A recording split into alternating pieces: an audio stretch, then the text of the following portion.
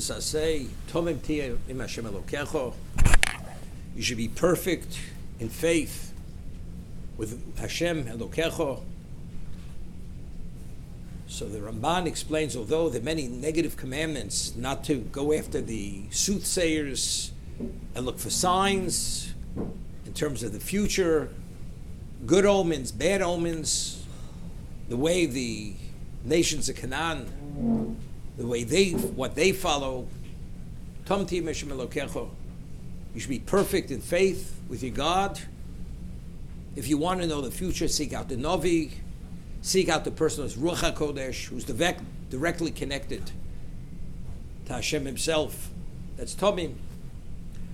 Over here, the Ohr HaChaim HaKadosh says something interesting.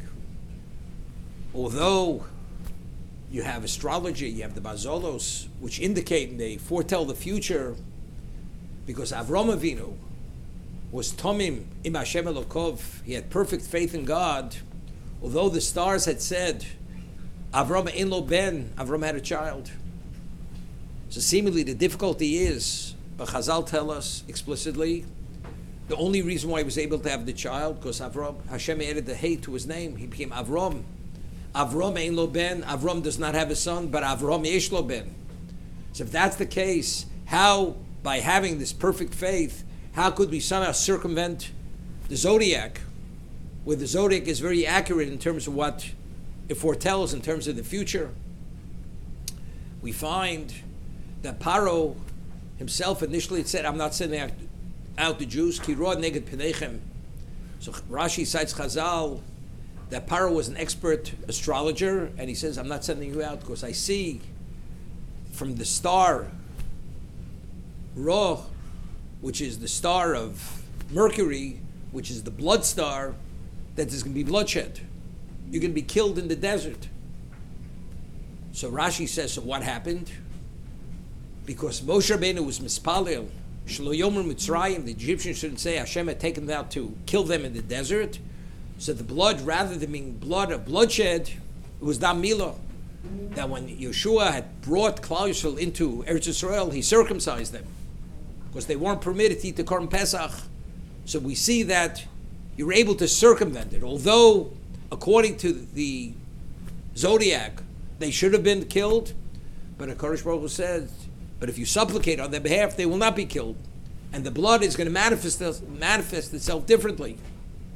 So you could always come up, Hashem could come up with a setting which will circumvent many things. That although it's meant to be this, it doesn't have to be. So in the merit of Tom Tim Hashem Elokecho, that you have perfect faith, Hashem will work things out. It shouldn't actually manifest itself the way seemingly it will. We find, there's a Mishnah in Pirkei Avos that says, Hamavir Hamakabel of Ol Torah, person who accepts the yoke of Torah, Mavim Me'olav Ol Malchus Ol Derech Eretz. Hashem will remove the Ol Malchus, the yoke of the king. He will have no obligations to the king, and Ol Derech Eretz, and livelihood. That yoke will not be upon him. So Rabbeinu Yonah explains, what does that mean? Factually, in Kemach in Torah, we have physical amenities.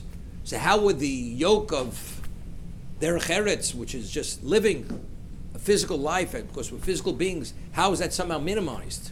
So he says something exceptional, Rabbeinu Yonah. Chazal tell us, Eizeu Osher HaSamech B'Chelko.